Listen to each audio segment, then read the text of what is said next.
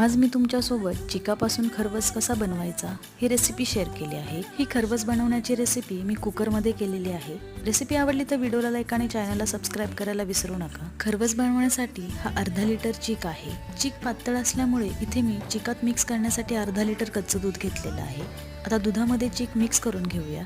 खरवस बनवण्यासाठी गूळ सुद्धा वापरला जातो। इथे मी साखर वापरणार आहे। 2 वाटी साखर घेऊन त्यामध्ये विलायची ऍड करून मिक्सरला बारीक करून घेऊया।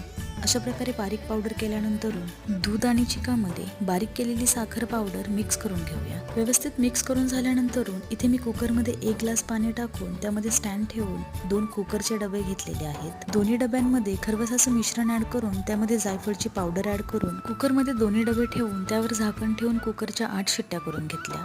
8 शिट्ट्या केल्यानंतर कुकर थंड झाल्यानंतर अशा प्रकारे खरवस तयार झालेला आहे। तयार केलेला खरवस फ्रीजमध्ये 4 तास ठेवू। नंतर अशा प्रकारे खरवसाच्या वड्या